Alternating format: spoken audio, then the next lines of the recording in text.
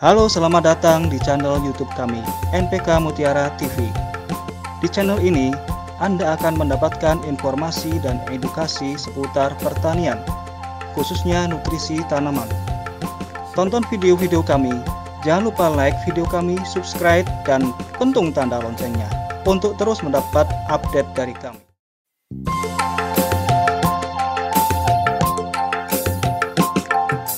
Sanggup membuat tanah menjadi subur, berkat pupuk termasyur. Sanggup membuat hasil panen melimpah, apalagi yang diragukan. Pupuk Mutiara, janganlah kau lupa. Pupuk Mutiara, khasiatnya sungguh hebat.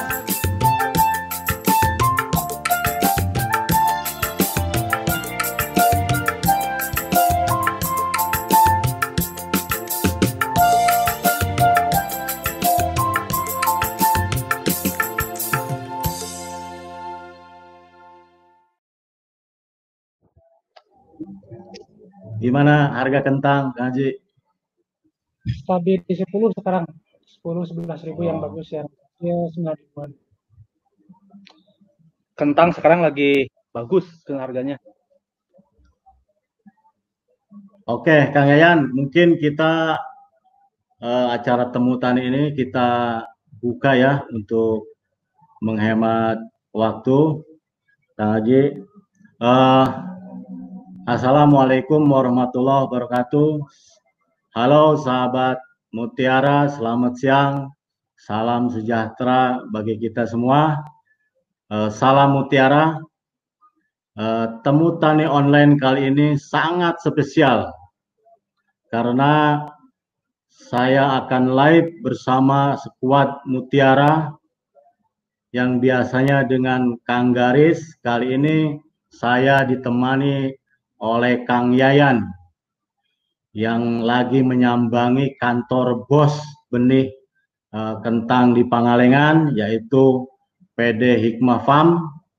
Kang Yayan nanti sudah siap ini untuk membongkar rahasia sukses dari sang bos benih kentang, Kang Haji Bunyan Ismail. Nah, ini saya supaya singkat, saya panggil saja dengan Kang Haji ini biar rasanya friendly gitu ya. Oke, Hikmah Farm merupakan perusahaan yang bergerak di bidang produksi bibit kentang dan memiliki program untuk pengembangan produksi bibit kentang yang bersertifikat. Ini penting sekali untuk sahabat Mutiara ya, cari bibit yang harus bersertifikat. Usaha tani bibit bersertifikat ini merupakan program unggulan dari Hikmah Farm di masa yang akan mendatang dan sudah dilakukan saat ini. Kentang merupakan tanaman pangan utama keempat setelah gandum, jagung, dan padi.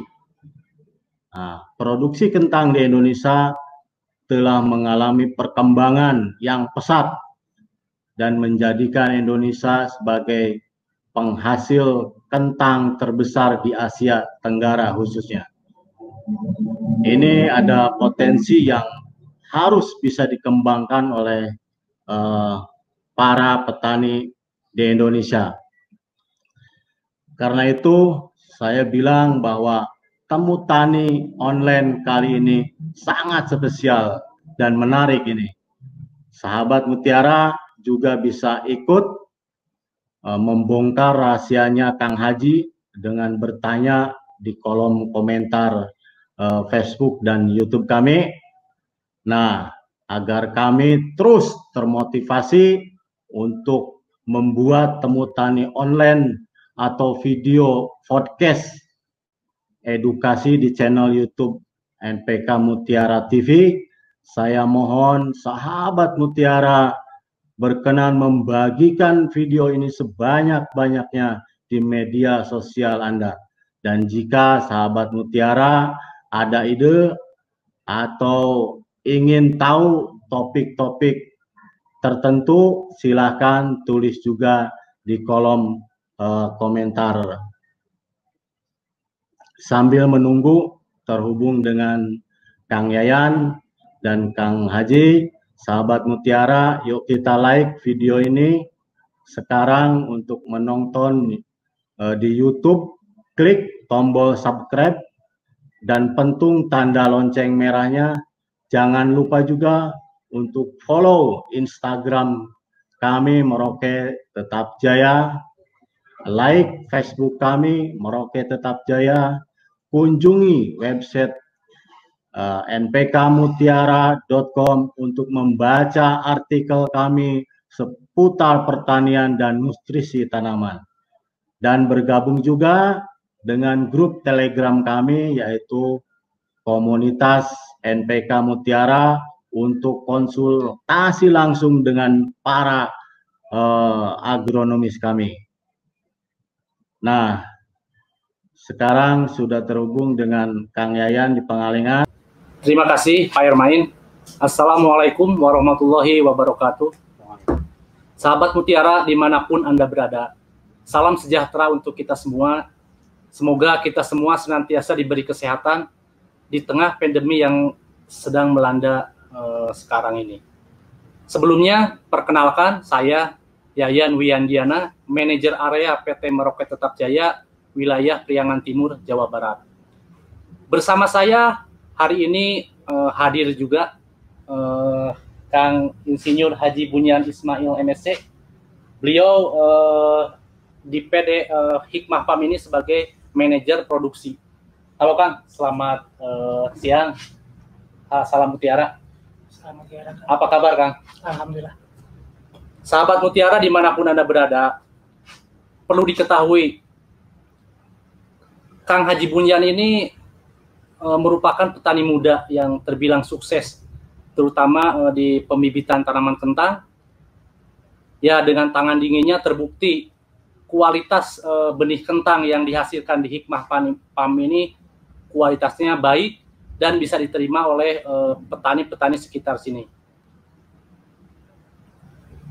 Kita cukup berbahagia dan cukup berbangga hati juga bisa berbagi pengalaman dengan beliau. Kita bisa ngobrol-ngobrol. Kang Haji, saya ucapkan terima kasih atas waktunya. Mungkin nanti Kang Haji berbagi pengalaman lah, terutama untuk sahabat Mutiara yang sekarang lagi menonton juga Kang Haji via YouTube dan Facebook Live. Dan mungkin sekarang juga kita mengambil live ini langsung dari kantor Hikmah Farm ya Kang Haji. Ya. Nah, sahabat Mutiara dimanapun Anda berada, mungkin nanti sahabat Mutiara ada pertanyaan-pertanyaan yang yang menyangkut acara kita di hari ini. Nanti sahabat Mutiara silahkan isi kolom komentar di Facebook Live ataupun di YouTube. Nanti kami pada sesi yang kedua akan kami jawab. Tetapi mungkin topik yang akan khusus dijawab yang berhubungan dengan kentang saja mungkin ya Kang Haji. Ya mungkin itu nanti topiknya topik yang berhubungan dengan pembahasan kita hari ini. Baiklah sahabat Mutiara dimanapun Anda berada, tanpa panjang lebar lagi, mungkin kita mulai saja Kang untuk ngobrol-ngobrol masalah-masalah yang berhubungan dengan pertanian lah di sini mungkin Kang Haji ya. Kita mulai saja. Mungkin sahabat Mutiara sudah tidak sabar untuk mendengar pemaparan informasi dari Kang Haji di sini selaku pengelola Hikmah Farm. Oke Kang Haji, dari informasi yang saya dapat, latar belakang Kang Haji itu S1-nya dulu di IPB ya, dan S2-nya di Wageningen di Belanda. Iya. Nah, yang jadi pertanyaan, apa yang menjadi motivasi Kang Haji terjun ke dunia pertanian ini Kang Haji? Terus apakah memang karena latar belakang Kang Haji dari keluarga petani, ya keluarga besar di sini rata-rata petani, jadi Kang Haji lebih ke passionnya ke pertanian. Mungkin Kang Haji bisa menjelaskan ke sahabat Mutiara ceritakanlah motivasi Kang Haji terjun ke dunia pertanian ini, Kang Haji. Oke. Assalamualaikum warahmatullahi wabarakatuh. Waalaikumsalam warahmatullahi wabarakatuh. Petani. Jadi mungkin saya sini jelaskan. Saya di sini sudah dari tahun 2002 ya, 2002 pas akhir kuliah bergerak di Hikmah Farm. Jadi kenapa saya memilih menjadi petani? Jadi saya itu dari kedua belah pihak, ibu ataupun bapak, ibu, kakek, nenek, sepupu, ponakan, banyaknya petani. Dan ini di Pangalengan kan lingkungan petani. Jadi mungkin karena sehari-hari di pertanian, di passion saya di pertanian. Jadi ketika itu juga setelah beres SD ke pesantren, ke SMA, terus kuliah, ketika orang bingung dengan PMDK, saya udah memutuskan untuk daftar ke IPB. Jadi waktu orang pusing-pusing si penmaru PMDK ya saya udah keterima. Karena memang kita lahir dari keluarga petani. Dan alhamdulillah sekarang almarhum Pak Haji Adung dari anak 13 itu setengahnya bergerak di pertanian. Sama-sama dalam kelompok Tani Mitra Hikmah. Kang Haji sendiri generasi keberapa nih untuk di Hikmah Farm ini, Kang Haji? Saya sekarang itu generasi kedua. Dan sekarang di Hikmah Farm kita sudah sampai generasi ketiga. Jadi sudah sampai generasi cucu bergerak di pertanian. Oke, Kang Haji. Ya gini, berbicara Hikmah Farm, ya mungkin orang yang berkecimpung di bidang pertanian, terutama kentang lah, perkentangan gitu kan, mungkin sudah tidak asing lagi. Pasti orang Hikmah Farm gitu kan, udah nggak asing, pasti tahu. Dan memang mungkin dari dulu Hikmah Farm itu sudah ada mungkin kan Kang Haji. Cuma mungkin Kang Haji bisa diceritakan lah ke kami, ke sahabat Mutiara, perjalanan Hikmah Farm dari dulu sampai sekarang seperti sekarang ini, Kang Haji. Mungkin Kang Haji bisa berbagi pengalaman sejarah lah, mungkin sejarah Hikmah Farm. Jadi dulu Hikmah Farm itu mulai berdiri sejak ibu dan bapak saya menikah. Jadi Pak Haji muda waktu itu biasa kerja di pertanian sama kakek sama bapaknya. Dan tahun 62 beliau mencoba bertani sendiri.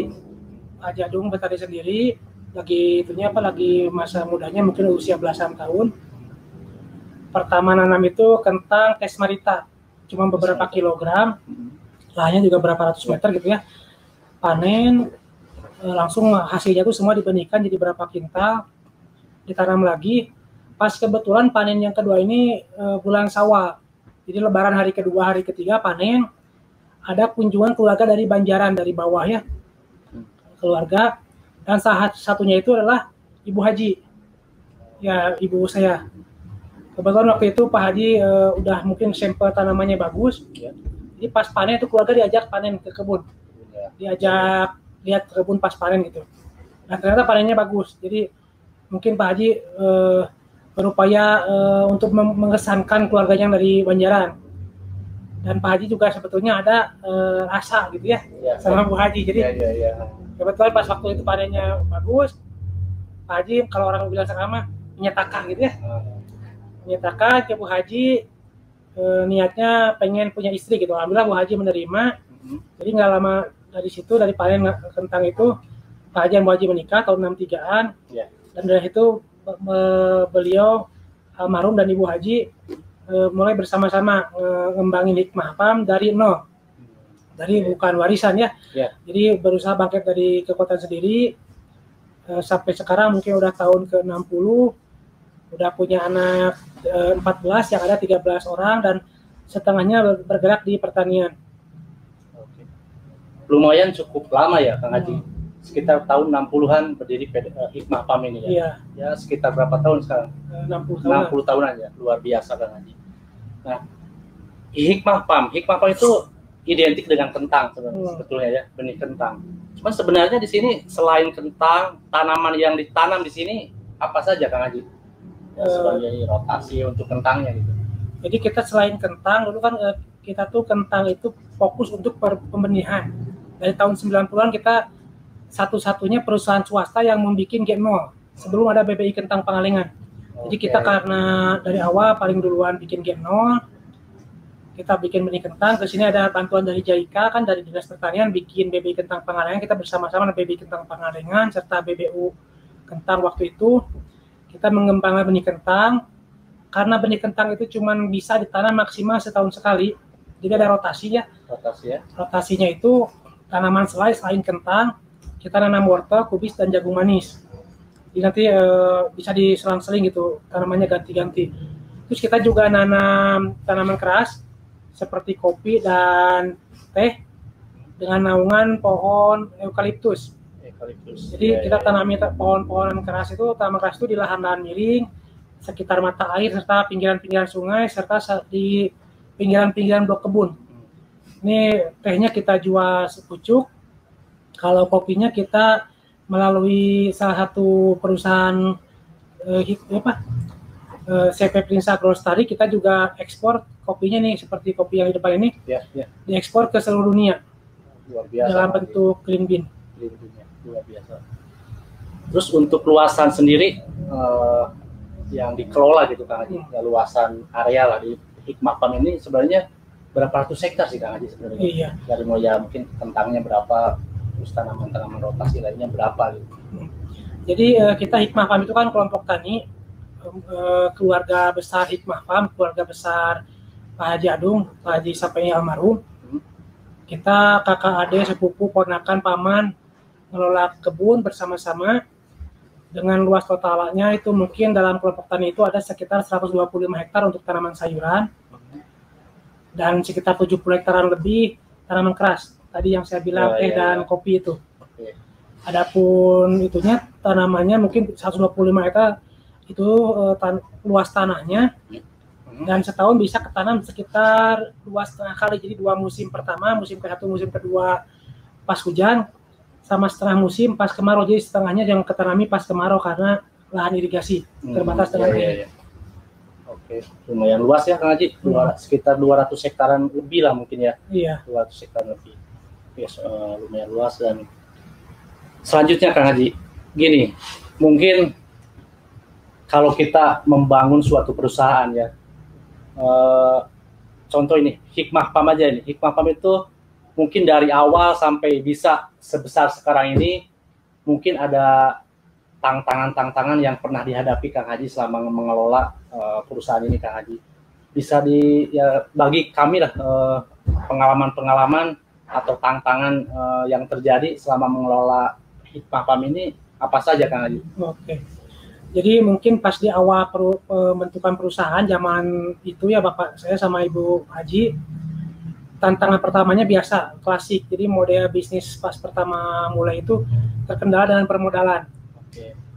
Terus sama pengetahuan. Kan waktu itu mungkin keinginan besar, belum seperti sekarang kan mau nanya ke siapa gitu. Sama modal minjem ke siapa. Alhamdulillah ternyata di awal berdiri perusahaan itu ada bantuan dari perbankan, dari BRI waktu itu melalui KIK dan KNKP. Jadi pinjaman kepada petani nanti dikembalikan setelah musim tanam gitu. Dengan bantuan permodalan tersebut, usaha menjadi lebih pesat. Dan kita ada keterbatasan dengan pengetahuan.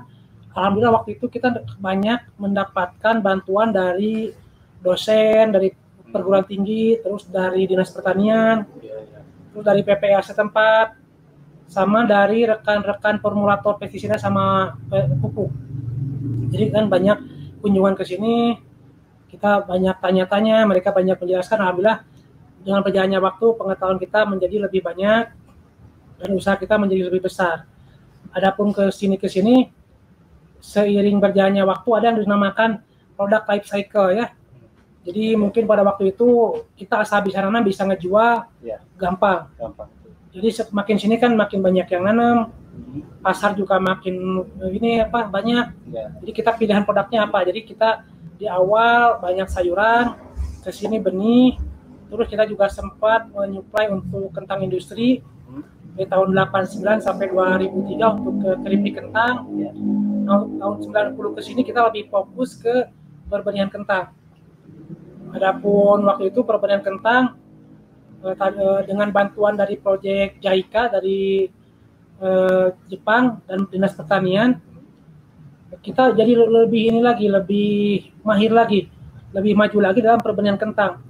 Jadi kita waktu itu kan ada sempat pas waktu perang Teluk pertama 91, pengiriman benih dari Belanda, dari Jerman ke Indonesia terkendala karena terusan Suez nggak bisa dilewati. Jadi kapal laut nyebrang ke bawah ke Cape of Hope, Tanjung Harapan ya, ke Afrika Selatan. Datang ke sini benihnya kisut, panjang, kelewat. Dari situ petani mulai berpikir gimana supaya bisa bikin benih sendiri lebih bagus. Alhamdulillah dengan bantuan dari JICA dan Dinas Pertanian kita bisa membuat benih kentang bersertifikat sekarang. Jadi lebih bagus kualitasnya, berani diadu sama kentang dari luar gitu. Selanjutnya untuk sistem budidaya sendiri Kang Haji, di Hikmah PAM ini kan, ya memang kan tadi di awal disebutkan bahwa tanaman yang ditanam di sini kan tidak hanya kentang. Mungkin ada kubis, ada wortel, ada tanaman sela lainnya kan, teh, kopi, dan tanaman yang lainnya. Nah, yang jadi pertanyaan, untuk sistem budidayanya seperti apa Kang Haji di sini? Oke. Nah, apakah ya ada aturan yang memang diterapkan oleh manajemen untuk sistem pola budidayanya Kang Haji? Jadi kita kan biasa berkala ada rapat kelompok tani. Jadi para petaninya kumpul di sini sama para mandornya. Nanti sebelum musim tanam itu diputuskan, dimusyawarahkan siapa yang mau nanam apa dulu, seberapa luas, di mana. Jadi sebisa mungkin nanti pasokan ke pasar itu baik sayuran, benih kentang ataupun kentang sayur untuk ke supermarketnya bisa terus berkesinambungan. Nanti setelah rapat diputuskan misalkan petani A tanam kentang berapa hektar di mana, lanjut petani B, petani C, terus tanaman rotasinya mau tanam apa? Tanam wortel, kubis, jagung manis, atau mau diberakan, atau mau olah tanah dengan tanaman yang lainnya. Nanti setelah diputuskan, diaplikasikan di lapangan. Nanti misalkan ada yang nanam kentang dulu, ada yang nanam kubis dulu, ada yang wortel dulu. Nanti diusahakan suplai benih, suplai sayur segar, sama suplai kentang ke supermarket bisa terus berkesinambungan. Artinya memang ada pola yang diterapkan di sini biar hasilnya bisa terus tercukupi untuk pasar gitu ya Kang Haji. Iya. Oke. Selanjutnya Kang Haji, tadi kan berbicara Hikmah PAM itu kan sebagai produsen benih mungkin ya, yang produsen benih. Nah kalau boleh saya tahu untuk produksi rata-rata benih di sini per 1 hektar itu berapa ton sebenarnya Kang Haji? Oke. Jadi kita kan sekarang mengolah lahan yang sudah ditanami kentang mungkin ada yang dari tahun 60, tahun 70, 80. Jadi ada lahan yang sudah ditanami kentang 60 tahun. Kebayangkan seperti apa? Setiap tahun ditanami kentang, akhirnya nyampe pada titik terendah. Hasilnya cuma 16, 15 ton, 20, 25. Nah kita akhirnya saya dengan rekan-rekan yang lain, dengan kakak saya Pak Wildan, dengan adik saya Pak Rifki, Pak Hilman, paman saya misalkan Pak Ep, Pak Haji Hoer, berunding. Ini apa yang salah gitu? Bagaimana dulu bapak saya atau petani-petani senior mempersiapkan kentangnya supaya bagus, dan kita belajar lagi bareng apa yang bisa dilakukan gitu. Ternyata kita balik lagi ke pola zaman dulu. Misalkan pupuk kandang dimatangkan, aplikasi dolomit, pemupukan yang berimbang, penyemprotan yang bagus, karena ternyata setelah dicek lahan kita sudah banyak penyakit kan ya, karena pH turun. pH turun sampai 4,5, 5. Jadi banyak layu bakteri, layu jamur. Terus pada dicek tanah udah tidak berimbang kesuburannya tuh. Jadi kita diperbaiki dengan pemupukan, diperbaiki dengan aplikasi dolomit, kapur pertanian ya. Terus pupuk kandang dimatangkan, dibikin kompos. Alhamdulillah sekarang berangsur-angsur naik. Jadi dalam 5 tahun terakhir dari 15-25 naik ke 20-30, 25-35. Sekarang sampai rekor lagi di lahan yang sudah 60 tahun tersebut ada yang nyampe 46 ton per hektar. Tanaman musim kemarau. Luar biasa. Jadi kalau kita ngomong hasil biasanya tidak sama. Karena di Indonesia tuh kentang bisa ditanam sepanjang tahun. Jadi bisa secara garis besar 3 musim tanam. Pertama hujan, musim kedua sama musim irigasi. Nah biasanya musimnya tuh hasilnya beda-beda. Musim hujan mungkin kisaran hasilnya itu sekitar 20-30 ton, yang normal itu. Terus musim kedua 25-35, Nah musim ketiga 30 sampai di atas 40 alhamdulillah. Luar biasa. Jadi memang dengan pola manajemen yang baik itu hasil produksi bisa meningkat, Kang Haji. Iya. Ya, terus selanjutnya untuk pemasaran gimana, Kang Haji? Kang Haji apa punya petani plasma ataupun jaringan-jaringan di luar untuk menyalurkan bibit kentang itu sendiri, Kang Haji? Jadi untuk pemasaran kita alhamdulillah kan pelanggan kita dari tahun 90-an udah banyak. Jadi sekarang juga dengan era digital sekarang banyak pelanggan-pelanggan lama yang nyambung kembali. Jadi pelanggan bapak saya, pelanggan kakak saya, paman saya gitu yang dulu udah hilang kontak, dengan aplikasi medsos sekarang nyambung, order lagi. Alhamdulillah nyambung. Terus kita juga banyak banyak mahasiswa magang ke sini. Pas mereka pulang kampung jadi agen kita, jadi jadi bekerja sama dengan kita untuk menyalurkan benih kita di daerah-daerah seperti di daerah Jawa Timur, misalkan di Sulawesi, di Sumatera Utara. Kita bekerja sama dengan mahasiswa-mahasiswa yang pernah magang di sini untuk menyalurkan benih kita di sana. Luar biasa. Jadi memang Kang Haji ini jaringannya luas sekali ya, sahabat Mutiara. Beliau juga aktif di medsos ya, Kang Haji ya. Ada di grup kentang segala macam. Jadi memang luar biasa ini Kang Haji. Selanjutnya Kang Haji, kita balik ke budidaya. Jadi kalau tadi kan kalau melihat hasil produksi dari tanaman kentang di sini, memang di atas rata-rata dari petani-petani konvensional lain lah, Kang Haji. Bisa sampai 35 sampai 40 ton. Ya mungkin sini sahabat Mutiara dikasih sedikit tips lah mungkin, Kang Haji. Mungkin nutrisi yang dipakainya seperti apa. Terus pola pengendalian OPT dan lain-lainnya, budidayanya seperti apa. Terus nanti nutrisi yang dipakainya itu perbandingannya seberapa sih modal yang dikeluarkan untuk budidaya kentang ini, Kang Haji. Mungkin Kang Haji bisa memberikan ya sedikit sedikit tips lah buat sahabat Mutiara yang kebetulan sekarang lagi nonton ini, Kang Haji. Jadi sebelum ke sana mungkin saya akan jelaskan perbedaan kita dengan di luar negeri. Di luar negeri tanam kentang itu rata-rata sama. Ditanam musim semi, dipanen musim gugur. Di kita bisa tanam kentang sepanjang tahun dan tantangannya pun beda. Jadi kalau saya ibaratkan itu seperti kita menggoreng kerupuk atau membuat seblak. Kalau orang Sunda tahu yang seblak. Jadi untuk menggoreng kerupuk itu supaya hasilnya bagus, kerupuknya mekar, kita butuh bahan baku yang bagus. Kalau kita analogikan dengan budidaya kentang itu bahan baku yang bagus itu bahan baku kerupuk itu benih yang bagus. Benih berkualitas, bersertifikat atau dari penangkar yang kita ketahui. Yang kedua kita butuh matahari. Matahari itu dalam hal ini misalkan kita butuh api yang besar untuk goreng kerupuk yang mekar itu kan. Terus kita butuh minyak yang banyak. Air dalam hal kentang.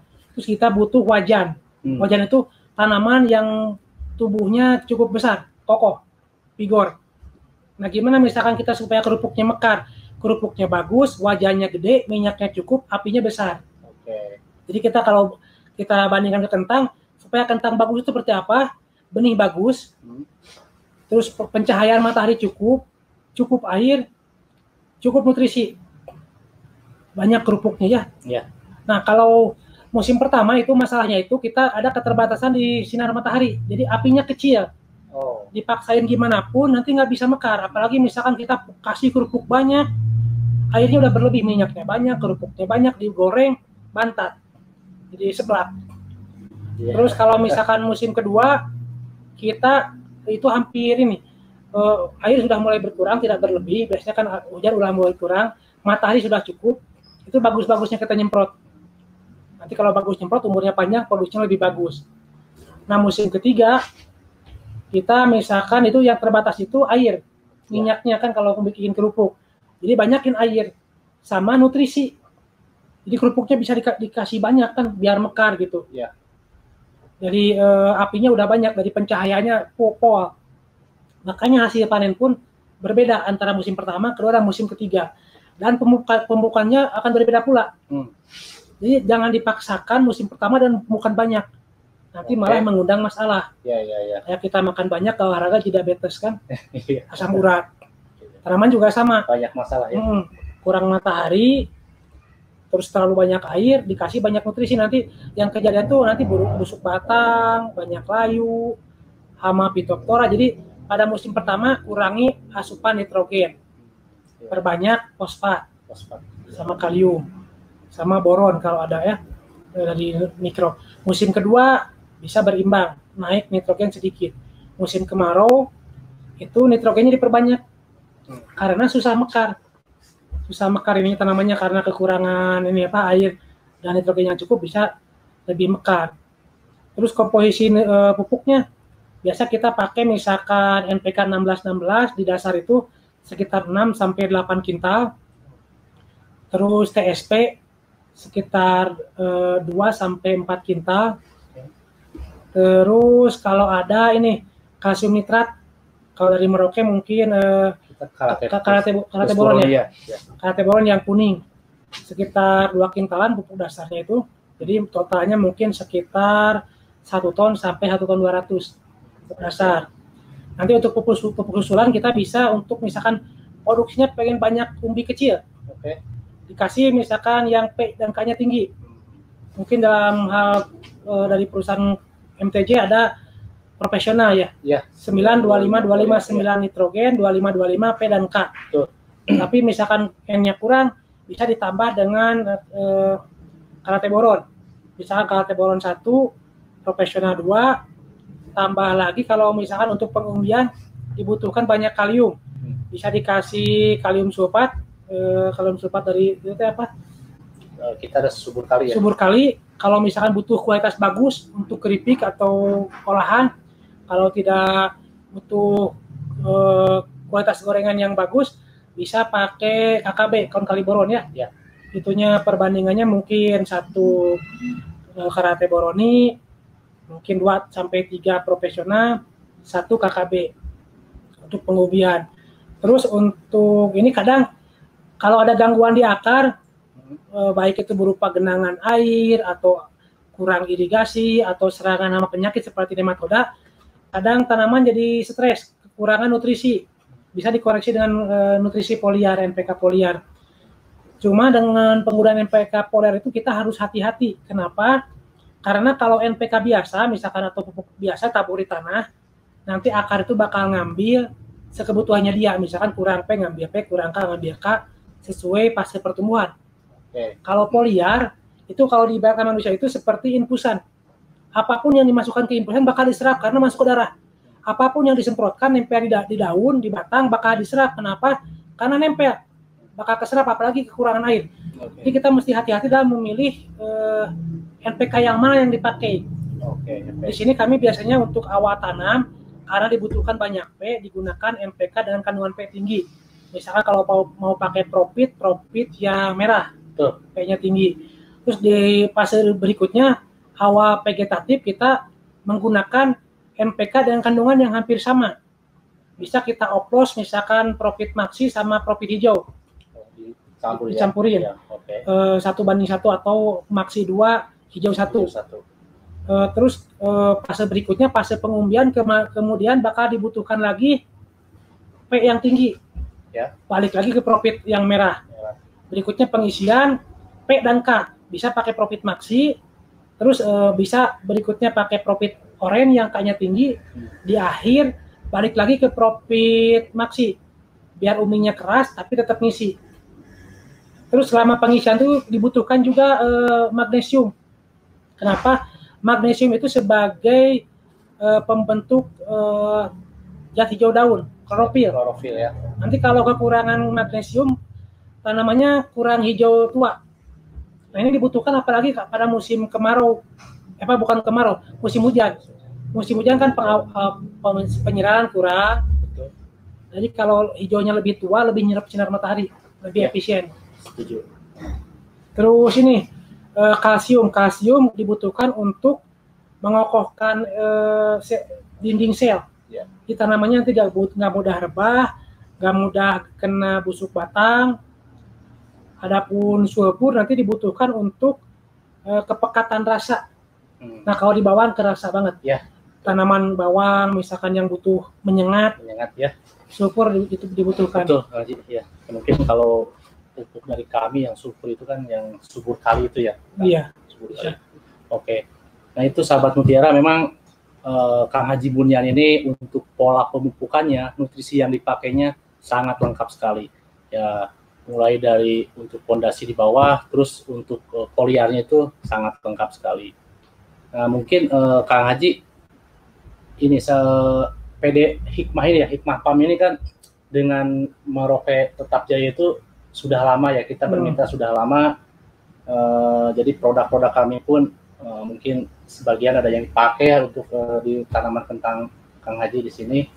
Nah, mungkin ada testimoni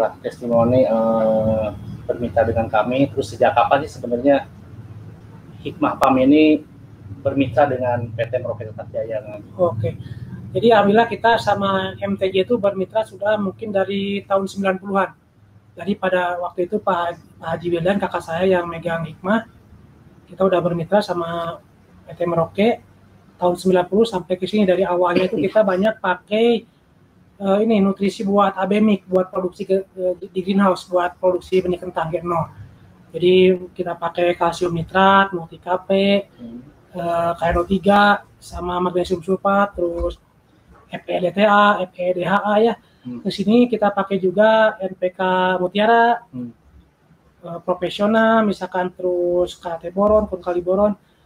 Jadi alhamdulillah nih PT MTJ produknya lumayan komplit dan cepat, responnya cepat, kita kirim, bisa cepat dikirim setelah kita pesan, jadi nggak lama nunggu.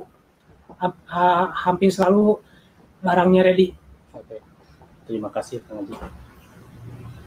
Mungkin ini mungkin terakhir ya Kang Haji, terakhir mungkin ini minta saran dan mungkin motivasi lah untuk petani-petani sekarang. Kan kadang orang itu petani itu nggak mau jadi petani Kang Haji, kadang mencari yang lain gitu kan, padahal kita kan nenek moyang kita petani gitu ya.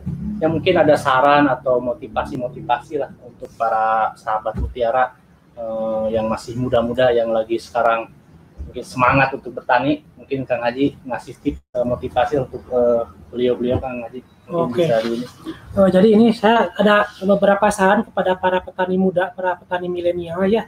Hari gini kita udah zaman kita nyari kerja. Kita mesti bisa menciptakan pekerjaan bagi rekan-rekan kita yang kurang kekhususan mencari kerja ya di daerah apalagi. Jadi hari gini tuh kita udah nggak ada acara ngomong bilang nggak bisa, nggak tahu, karena hari gini tuh kita udah dipermudah dengan teknologi, teknologi informasi, teknologi medsos ya. Jadi kalau nggak bisa, sekarang banyak tutorial gratis di internet, misalkan di YouTube atau di Facebook atau apa, cara membuat apapun. Dari cuma yang gampang, misalkan goreng kerupuk, sampai kasarnya misalkan membuat drone, ada di internet. Apalagi kalau cuma pertanian, banyak. Terus kalau misalkan kita bilang, itu cerita pengantarnya bahasa Inggris, kalau misalkan baca bahasa Inggris, hari gini kita bisa Google Translate, copy paste web, copy paste artikel, terjemahin langsung, bisa, jadi ngerti ya. Bahasa Inggris bukan lagi batasan, bahasa Cina bukan lagi batasan, misalkan bahasa Arab, tinggal copy paste, terjemahin gampang. Terus untuk misalkan nggak tahu, banyak orang yang kita bisa tanyai. Kalau dulu kita mesti datang misalkan berkunjung, magang ke tempat orang, hari gini kita bisa ngobrol sama orang di Amerika pakai WhatsApp, live, videoan. Kalau misalkan ini kita nggak tahu, sekarang banyak di medsos grup komoditas, baik untuk komoditasnya ataupun pemasarannya ataupun pemupukannya, ada grup pemupukan misalkan di Facebook ya. Grup KPCI, Komunitas Petani Cabai Indonesia, misalkan untuk kentang ada Petani Kentang Indonesia, Komunitas Petani Kentang Indonesia, Petani Kentang per daerah ada. Jadi kita banyak bisa kenal orang tanpa berjumpa. Jadi kita bisa bertemu, nanya orang, misalkan master di bidangnya, tanpa biaya, asal mau. Kita bisa konsultasi, tanya misalkan bagaimana cara budidaya kentang yang baik. Nanti banyak yang antusias menjawab, membantu kita. Jadi kita mesti lebih proaktif. Hari gini tuh kita petani mesti bisa bersaing dengan produk luar negeri, karena kita sekarang itu perekonomian seperti gini, petani salah satu tonggak kebangkitan bangsa. 98 Krismon, 2008 Krismon, petani bangkit. Nah sekarang jangan sampai petani nyungsep. Kita harus lebih lihai menyiasati gitu ya. Jadi jangan jadikan kompetisi global itu sebagai rintangan, tapi jadikan sebagai tantangan. Gimana cara kita supaya bertahan dan bisa menjadi juara dari kondisi seperti ini. Ya, betul Kang Haji. Jadi intinya memang petani muda itu yang penting ada kemauan ya. Iya. Ada kemauan dan memang intinya jangan malas lah mungkin ya Kang Haji. Harus tetap semangat. Oke, Kang Haji, terima kasih. Ini pemaparan yang luar biasa, sangat lengkap, jelas dan lugas. Yang mungkin sahabat Mutiara dimanapun Anda berada, mudah-mudahan apa yang disampaikan Kang Haji Bunyan ini menjadi satu inspirasi lah buat petani-petani muda supaya ada kemauan untuk berubah. Mungkin seperti itu ya Kang Haji. Selanjutnya mungkin nanti kita ke sesi kedua Kang Haji. Kebetulan ada beberapa pertanyaan dari Facebook Live ataupun dari YouTube yang mungkin nanti kita di sesi kedua itu nanti kita jawab mungkin ya, jawab bareng-bareng. Mungkin selanjutnya kembali ke Pak Ermain ya, yang moderator untuk acara kita kali ini. Kami mungkin akan segera kembali. Oke.